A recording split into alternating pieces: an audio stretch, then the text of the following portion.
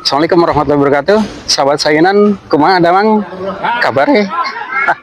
Kabar Jawa ini Sunda. Halo Akbar. Oke. Nah, sahabat sayangan ya beraya. Hari ini kita pengen bahas satu tema yang apa ya? Yang gawat lah ya. Yang gawat, yang kayak bom ini udah kayak bom waktu, dan bom ini sudah udah meledak kemana-mana gitu. Tapi memang penanganannya kayak mau-mau enggak gitu. Nih, ini udah sering terjadi ya, tentang kaum lagi bete lagi kaum lagi bete ya. Ini tentang seorang yang bernama Sugeng alias Vino. Ini satu kasus ya, satu kasus dari berbagai ribuan kasus lagi bete, orang-orang lagi bete.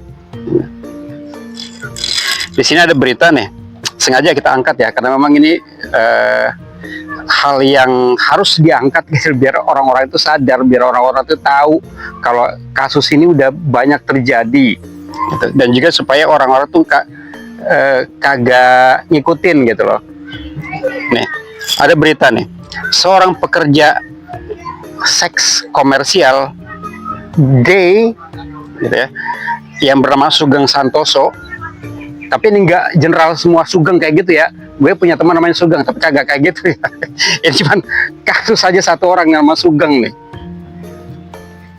Alias Vino alias Randy jadi pesakitan di Pengadilan Negeri Surabaya terkait dengan pemerasan dan pengancaman.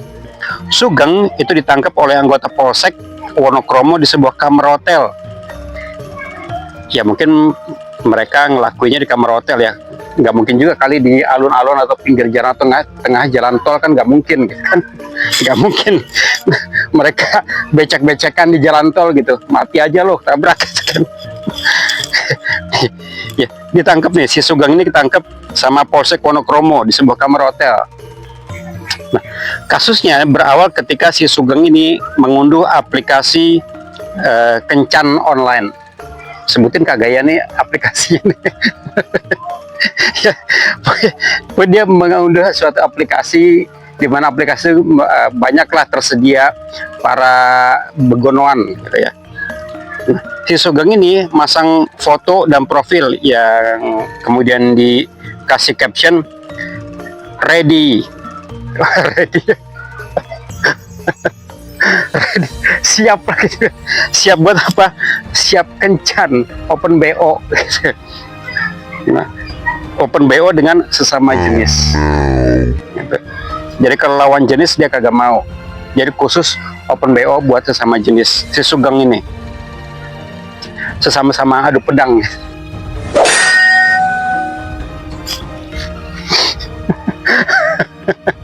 Aduh.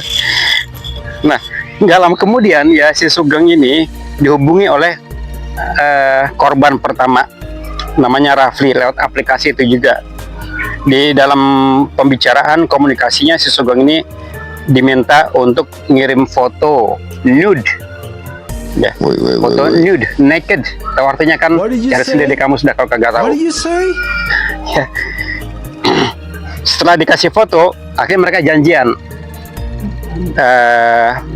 ketemuan, dan akhirnya terjadilah aksi seru pedang-pedangan.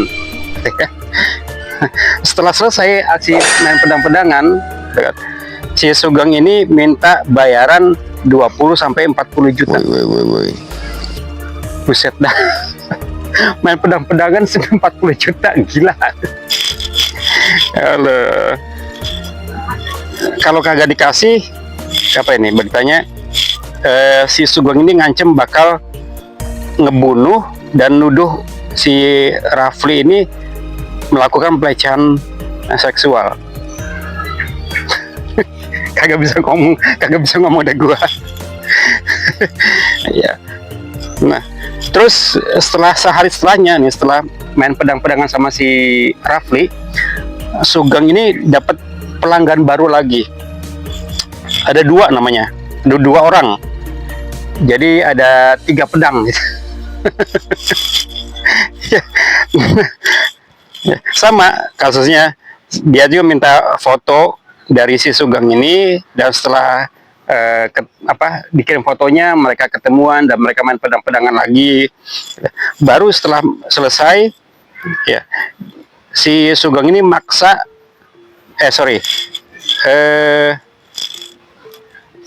David lantas diminta Sugeng mendatanginya di kamar hotel. Di sana sebelum sempat main pedang-pedang, tadi sebelum main pedang-pedangan, si David ini udah megang pedangnya si Sugeng. Gitu. Ya. Nah, setelah dipegang, si Sugeng ini nggak terlalu suka, gitu. Ya, si Sugeng ini nggak terlalu suka. Lu mau nggak bayar gue dulu 40 juta, baru kita main pedang-pedangan lebih seru, kata si Sugeng. Nah, ternyata si David ini kagak mau, dia cuma bawa duit 300.000.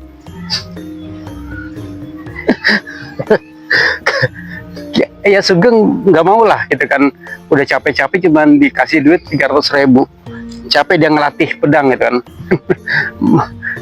Ngelatih murid buat main pedang. Astagfirullah. Nah, akhirnya ya setelah dipaksa untuk membayar sesuai dengan kesepakatan 20 juta atau 40 juta, akhirnya dia mau. Tapi setelahnya ya si David ini ngelapor sama polisi karena si David ini merasa dipaksa untuk membayar sebesar itu. Akhirnya si Sugeng ini ketangkep. Nah, hal ini ya sahabat sayunan udah sering terjadi di Indonesia. Ya, banyak sekali kasus-kasus seperti ini. Hal inilah yang kemudian pengen kita bahas di Sayunan Podcast kali ini. So, tong kemana-mana, just sit there, ya, stay tune. Assalamualaikum warahmatullahi wabarakatuh. Sahabat Sayunan, kumaha baraya damang. Nah, ini kita pengen bahas satu yang miris, gitu ya. Kita pengen bahas satu yang miris, satu kasus yang banyak sekali terjadi di dunia, gitu, nggak cuma di Indonesia tapi juga di negeri-negeri lain, gitu. Apalagi di Amerika itu banyak banget. Cuma memang di Indonesia itu orangnya masih sembunyi-sembunyi, orangnya masih malu-malu lah.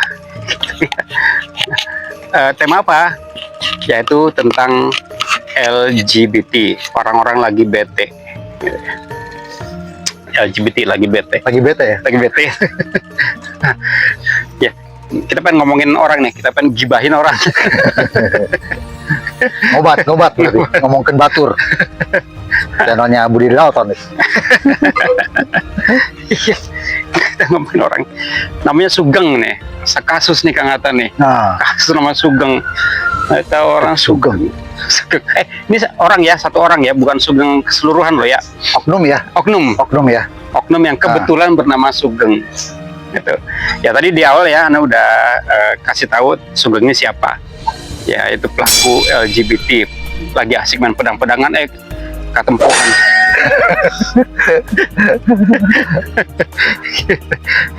Nah ini gimana nih Kang tadi LGBT di Indonesia, terutama gitu kan di Indonesia gitu. Kasus LGBT walaupun saat ini kesankan masih tertutup ya, tapi itu nyata gitu loh. Bahkan Anda pernah baca di berita online, Depok itu termasuk tinggi loh. Innalillahi. Komunitas LGBT itu Di Depok. Waduh. Di Depok itu gimana ya Pak Wali Kota nih? terus sekitar, kalau nggak salah ya, sekitar 3.000 atau 4.000-an, hampir 5.000. Innalillahi. Ada orang yang LGBT. Itu baru orang komunitasnya nggak tahu. Beberapa waktu kemarin kita bahas juga kan yang komunitas FFB itu kan. Iya itu kan. Aduh, itu gimana ini di Depok di Indonesia. Dulu waktu masih kerja di Tebet, di stasiun Tebet ya, itu ada anak muda, remaja lah ya, remaja di stasiun lagi asik peluk-pelukan, cium-ciuman, laki. Ya Allah. Itu sekitar habis maghrib gitu, pas tuh pulang kerja gitu. Ngeliat sendiri tuh di stasiun Tebet gitu. Jadi sekarang udah kayak hal yang bukan umum ya, tapi terbuka gitu ya. Kegiatan seperti itu seakan terbuka di beberapa tempat itu. Karena saya pribadi pun pernah melihat hal itu. Itu di stasiun Tanjung Barat kalau nggak salah. Oh, Tanjung Barat atau Lenteng Agung. Udah di stasiun itu. Jadi saya duduk di sini, nah, si pelaku itu di seberang sana, di seberang peron. Berduaan duduk ya sedang melakukan seperti itulah di muka umum gitu. fenomena sosial yang rusak gitu ya. Iya. Nah, ini boleh jadi karena sebabnya tidak adanya sinergi antara 3 pelaku pendidik dari orang tua, lingkungan, sama sekolah. Kalau ininya satu sinergi, itu bisa diminimalisir atau mungkin tidak ada sama sekali gitu. Kasusnya dulu kan pernah terjadi juga ya di zamannya Nabi Lut alaihissalam dan pernah difilmkan juga itu. Iya. Sodom and Gomorrah itu tentang kasus Nabi Lut itu. Secara perekonomian, pembangunan infrastruktur zaman Lut ketika itu luar biasa. Maju ya? Majunya luar biasa. Perekonomiannya maju, sistem teknologinya ketika itu pun maju untuk pada saat itu ya. Ya bisa dikatakan peradabannya maju. Bahkan di zamannya Romawi pun itu pernah terjadi juga seperti itu. Yang kita kenal dengan Pompei itu kan. Oh iya, Ya. Pompei. Itu kan pernah terjadi juga seperti itu. Dan itu luar biasa secara peradaban manusia dalam satu sudut pandang infrastrukturnya. Tadi mental manusianya sudah jauh dari nilai-nilai ketauhidan, sama Allah dimusnahkan. Nah ini memang kalau aneh ngeliatnya jadi kayak ada pembiaran gitu, tanda kutip ya. Ada pembiaran dari lingkungan yang melihat hal seperti itu cuek aja gitu. Artinya yang penting bukan anak gue, yang penting bukan keluarga gue gitu kan istilahnya gitu. Nah, itu gimana? Atau sudah dianggap lumrah gitu ya. Nah, apalagi kan sekarang di media sosial, di internet itu udah maju. Orang-orang bisa dengan amat sangat mudah mengakses hal-hal seperti itu gitu. Iya, betul. Dalam tinjauan Islam itu perbuatan yang sangat keji dan bahkan bisa mengundang azab Allah. Sebabnya satunya tadi bukan hanya pelakunya saja yang terkena dari azab Allah, tapi lingkungan di mana dia tinggal itu terkena gitu. Ya seperti kaum di Indonesia pernah terjadi juga sekitar tahun 50-an dulu. Oh di iya, yang apa ya? Desa Legetan. Iya, Legetan.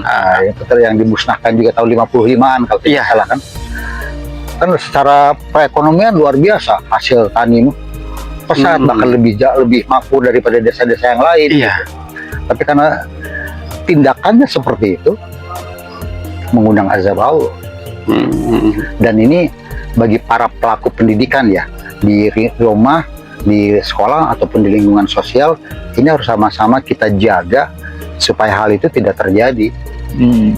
Bahkan di masa Rasul pernah ada juga yang seperti itu dan itu dihukum langsung apa dihukum. Apa tuh diapain? Hukuman di masa Rasul dilempar dari tempat tertinggi. Kalau di sini di Monas kali. Dibawa ke Monas, lemparin ke bawah gitu. Karena ini bukan hanya sekedar orang bilang HAM ya. Itu bukan HAM, tapi justru merusak hak asasi manusia itu sendiri. Merusak fitrah manusia. Fitrah manusia. Jadi HAM itu kan hak asasi manusia, hak dasar manusia. Hak dasar manusia itu dia bisa mendapatkan bukan hanya sisi ekonomi, tapi kemapanan secara psikologi, bisa juga dari sisi keluarga yang rukun, lingkungan sosial yang terarah gitu kan, lingkungan sosial yang damai, yang satu sama lain saling melindungi gitu. Itu kan bicara HAM juga, hak asasi manusia. Iya.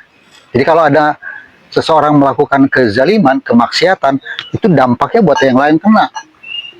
Ya, karena azab itu nggak cuma menimpa orang-orang yang soleh aja, orang-orang yang aniaya aja, tapi juga menimpa Orang-orang soleh juga bisa terkena dampaknya. Ya. Dan ini menyedihkan sih. Dari data statistik beberapa tahun yang lalu, itu penyimpangan seksual itu sudah merambah sampai ke tingkat SMP bahkan SD. Iya. Iya, sampai ada berita juga kan anak SD itu melakukan hubungan. Allah Akbar, astagfirullah. Jadi, tapi memang seharusnya ya kalau di zaman Rasulullah itu kan pelakunya itu kan dilempar, Iya. dilempar dari tempat tinggi gitu, sebagaimana kaum Nabi Lut. Nah, kalau di Indonesia gimana itu? Harusnya kan Makanya agak mengherankan bisa hal yang seperti itu kecenderungannya untuk dilindungi karena ada hukum internasional HAM itu. Iya. Tapi sayangnya HAM yang dimaksud itu justru bukan versi sejatinya manusia, tapi versi nafsu manusia. Iya. Versi nafsunya manusia diumbar nafsu manusia seperti binatang. Padahal anjing aja nggak pernah ada yang homo gitu ya. Anjing aja nggak ada yang homo, binatang nggak ada yang homo gitu. Kalau ada manusia yang homo berarti lebih parah itu statusnya dari binatang gitu. Iya. Dan banyak ayat dalam Al-Quran pula yang justru mengecam, melarang tindakan-tindakan asusila seperti itu gitu. Bahkan yang sederhana itu dalam surat jangan wala taqrabu Zina. Ya. Bahkan mungkin bisa juga dibilang gitu ya. Binatang kan nggak ada yang seperti itu. Bahkan anjing pun nggak ada yang kayak gitu kan. Kreatif manusia tuh ya.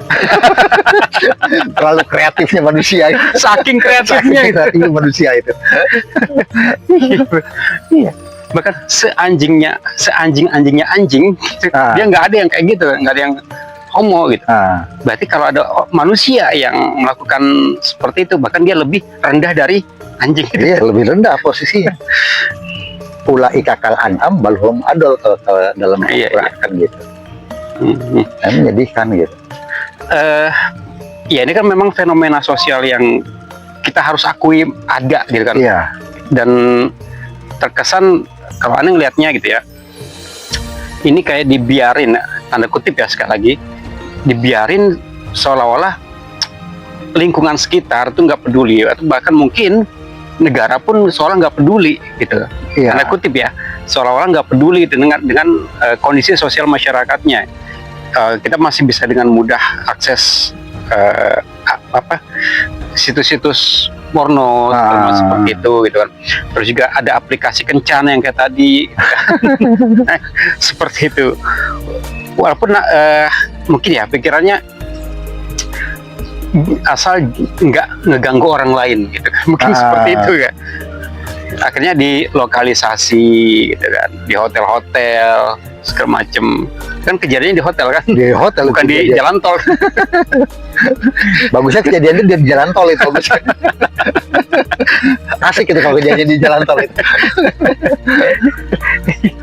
Nah, ya. Jadi cenderung pengawasannya tuh apa ya, kurang atau memang nggak ada gitu ya kira-kira ya, dari sisi lingkungan dan negara gitu.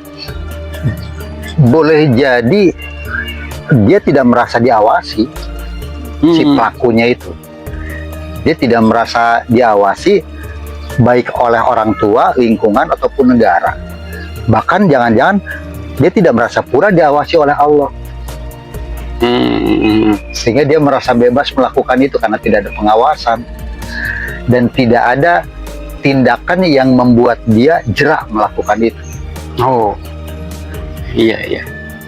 Ya kalau di zaman Rasul dulu kan ada pezina rajam, cambuk gitu kan. Kalau sekarang bebas malah dikawinin. Bisa ada kasus MBA gitu kan. Ya malah dikawinin gitu kan. Dengan dalih untuk menyelamatkan muka gitu, biar nggak malu. Padahal tindakannya sudah memalukan. Nah, dengan alasan seperti itu menjadi semacam legalitas untuk melanggar aturan Allah. Dia sudah perbuatan sudah melanggar aturan Allah. Tapi ketika dilegalkan, pelegalan itu sama dengan melanggar aturan Allah. Iya. Jadi udah double pelanggaran. Iya. Untuk bisa seperti itu, kuncinya cuma satu. Kita harus munibina ilaih, kita harus balik ke Allah. Kenapa kepada Allah? Karena Allah yang tahu persis manusia itu dari A sampai Z, dari hal yang paling kecil sampai hal paling besar, itu Allah tahu persis karena Allah yang menciptakan. Iya. Dan penciptanya pasti tahu dengan detail tentang apa yang dia ciptakan gitu ya. Iya, kelebihannya, kekurangannya, bahkan nafsunya pun Allah yang menciptakan. Iya. Jadi kalau kita bicaranya HAM, ya versinya harus versi Allah. Konsepnya harus Bismi Robbik, itu versi Allah yang kita pakai, bukan versi Barat, bukan versi Timur, atau bukan versi katanya gitu. Nggak jelas Nggak katanya. jelas lagi. Versinya harus versi Allah gitu. Makanya di dalam surat Ar-Rum itu Allah kan mengatakan fa'akim wajhaka lidini hanifah. Hadapkanlah wajahmu kepada din yang hanif. Iya. Fitratallahi allati fatarun nasa 'alaiha. Karena manusia itu diciptakan di atas din itu. Di atas kefitrahannya manusia itu diciptakan. Apa din yang hanif? Islam. Din yang hanif itu hanya Islam. Maaf, bukan yang lain. Dalam versi kita sebagai orang Islam, din yang hanif itu adalah Islam. Ayatnya jelas gitu. Agama yang benar itu hanya Islam. Dan dulu ketika dia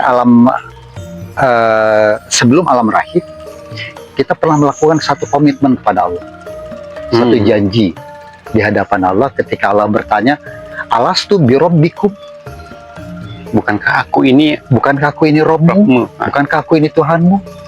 Iya. Dan dengan lantangnya ruh kita menjawab, oh lu bala sahidna, benar ya Allah, engkau adalah Rob kami.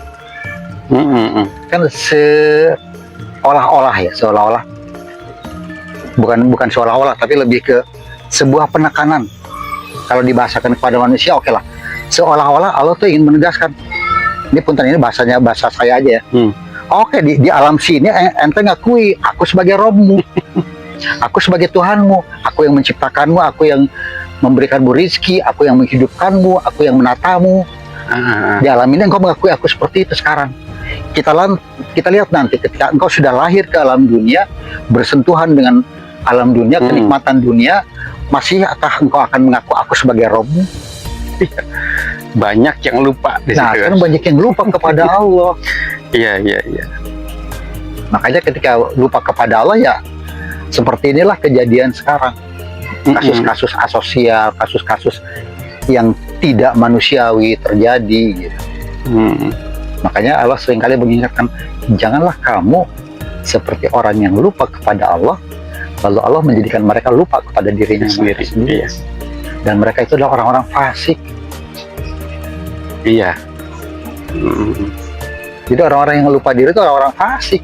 Orang-orang yang melakukan tindakan-tindakan seperti itu di mata Allah fasik. Ya semoga kita nggak nyampe ke situ gitu ya, nggak masuk dalam golongan orang-orang yang ya, semoga Allah melindungi kita dari kealpaan gitu. Iya. Tapi memang balik lagi bahwa pengaruh lingkungan pendidikan itu memang harus sinergi gitu ya. Betul. Pendidikan kita di rumah tangga, di dalam rumah, keluarga, lingkungan sosial dan juga negara itu ya, harus benar-benar punya satu konsep yang benar-benar itu bisa membuat anak-anak kita gitu kan, generasi generasinya itu benar-benar generasi yang taat gitu kan. Iya. Kalau di zaman Rasul caranya ada hukumannya gitu kan. Dirajam lah. Kalau di kita mah ya itu susah lah. Nggak tahu lah kondisi, nggak jelas kondisi.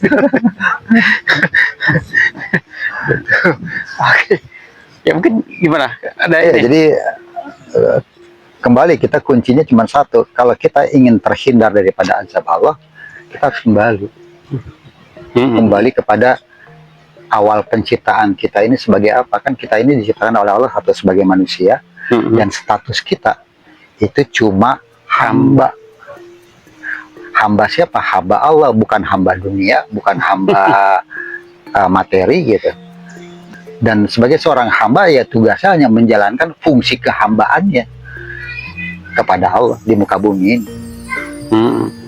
Kita adalah hamba Allah.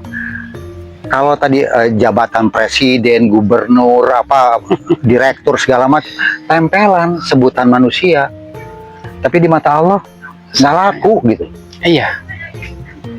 Jangankan jabatan presiden, jabatan gubernur atau apapun dah, jenderal segala macam. Gelar Al-Amin yang diberikan oleh penduduk Mekah kepada Muhammad kala itu sama Allah nggak dianggap. Bahwa jadi kadolan fahad, aku dapat engkau dalam keadaan bingung. Jadi gelar Al-Amin yang diberikan manusia kepada Muhammad nggak dianggap sama Allah. Maka yang harus kita lakukan sekarang, yuk, saya mengajak kepada kita semua dan khususnya kepada kita sendiri, kepada saya pribadi, yuk kita sama-sama kenali diri, kita balik lagi kepada konsep awal penciptaan kita itu buat apa? Bahwa makhluk jinna wal insa illa liya'budun, buat beribadah kepada Allah, bukan mengabdi kepada manusia, bukan mengabdi kepada perusahaan, bukan mengabdi kepada provinsi, bukan mengabdi kepada negara. Tapi kita mengabdi kepada Allah. Iya. Tempatnya di mana? Di bumi. Karena kalau udah Itu. Tuh.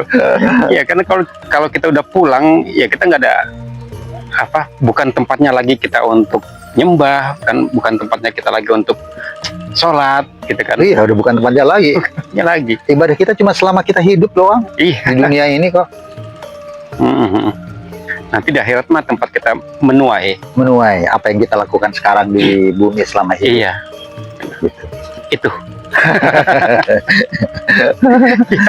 Aduh, ngopi baraya, sok. Iya. Tosepnya. Oke, Bare. Mungkin itu aja ya. Jadi intinya atau kesimpulannya adalah kita harus tahu diri gitu ya. Ingat bahwa tujuan hidup kita di alam dunia ini adalah untuk beribadah kepada Allah dan bukan beribadah ke yang lain. Ingat bahwa kita sudah mengucapkan, mengazamkan ketika ruh kita masih di alam ruh, ya, ketika ditanya langsung oleh Allah bahwa engkaulah Rabbku, gitu kan ya. Iya. Bahwa Allah lah memang benar-benar Tuhan kita, maka sudah menjadi kewajiban kita untuk taat kepada Allah, seperti itu ya. Dan semoga juga negaranya jadi baik gitu ya. Amin, amin, amin. Lingkungan kita jadi baik, karena sekali lagi kita butuh sinergi antara keluarga, lingkungan sosial dan juga negara, agar supaya tidak ada lagi hal-hal yang seperti itu. Iya. Karena bilang apabila zina, riba dan segala kemaksiatan sudah merajalela, maka itu sama saja negeri itu menghalalkan azab Allah. Nauzubillah. Oke, Bare, ini jadi bahan renungan buat kita semua gitu ya. Itu aja. Hatur nuhun, Bare. Assalamualaikum warahmatullahi wabarakatuh. Waalaikumsalam warahmatullahi wabarakatuh. Sampurasun.